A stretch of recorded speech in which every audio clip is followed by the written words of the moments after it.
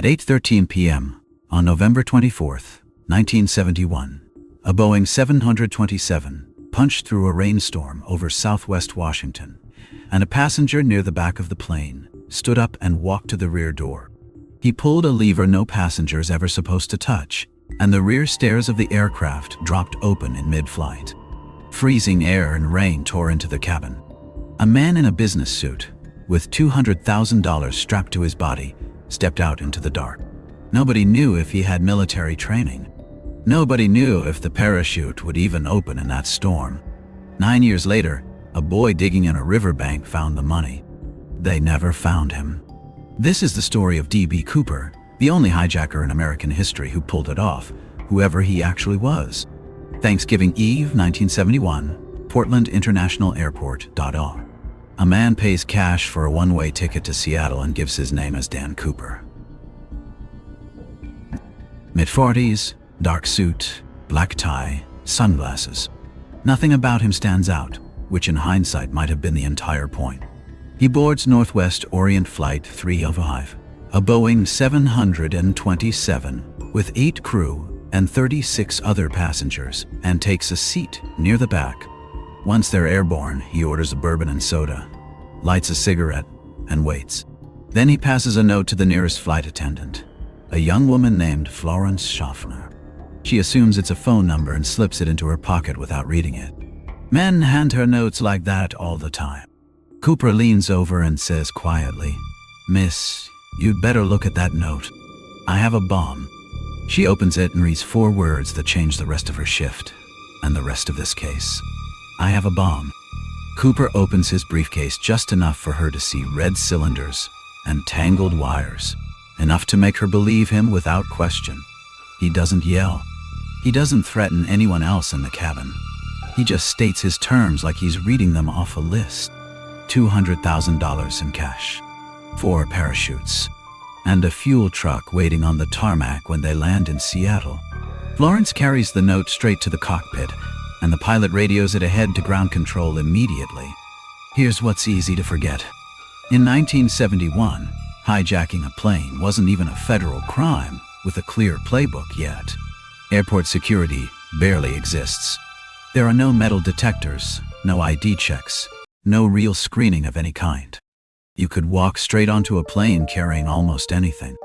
So the FBI is improvising in real time, building a response to a kind of crime nobody has really had to handle before. The plane circles Seattle for nearly 2 hours while authorities scramble to put together Cooper's ransom. Passengers have no idea anything is wrong. They're told there's a minor mechanical issue, and they sit there making small talk, completely unaware. None of them realize they've spent the flight a few rows away from a man holding a bomb, close enough to have lit his cigarette for him if he'd asked. When the money finally arrives, 10,000 unmarked $20 bills, Cooper lets the plane land. The passengers and 2 flight attendants are released.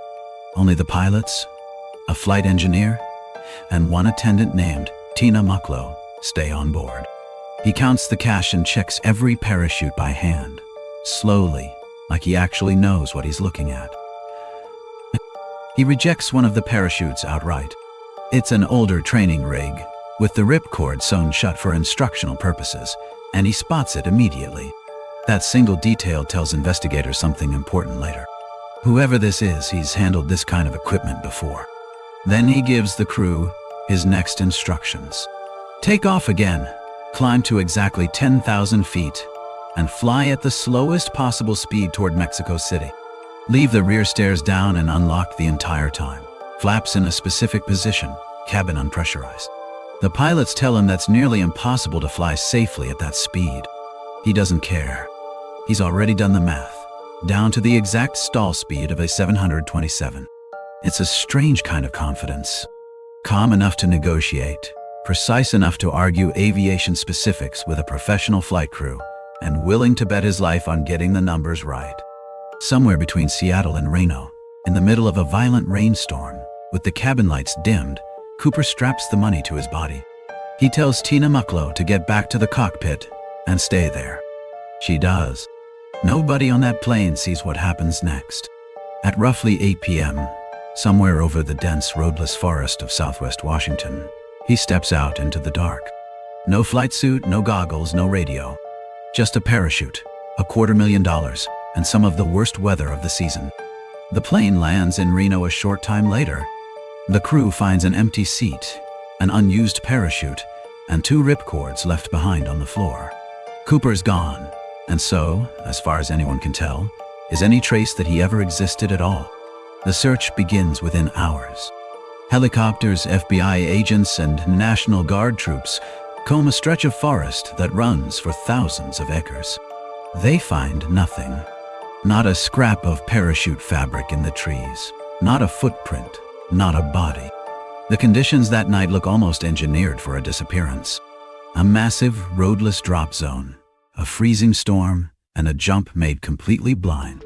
The FBI eventually interviews over 1,000 suspects. Fingerprints lifted from the plane match no one in their files. Even the name everyone remembers is wrong. A Wire reporter misheard Dan as DB while filing the story, and the mistake stuck for good. For 9 years, there's nothing.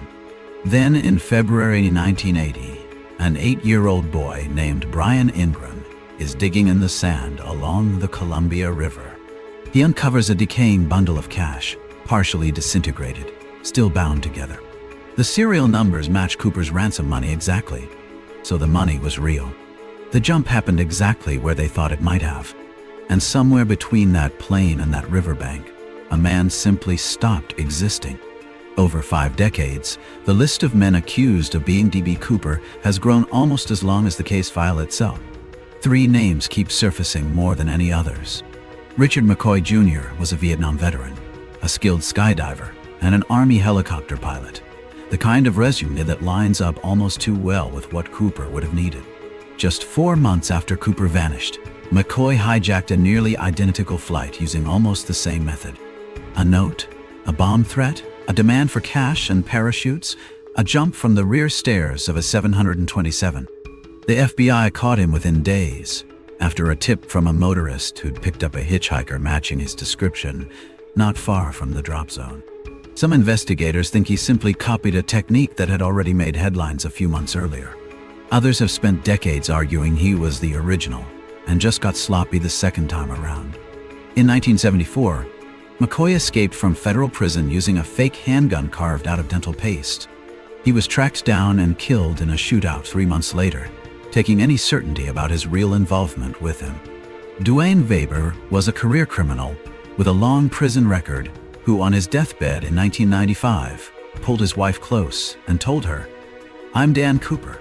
She didn't think much of it at first, but months later, she started digging into the case herself and went to her local library to read up on it. There, she found a book about the hijacking, and inside it, handwritten notes in the margins, in her husband's own handwriting. It's a haunting detail. It's also not proof.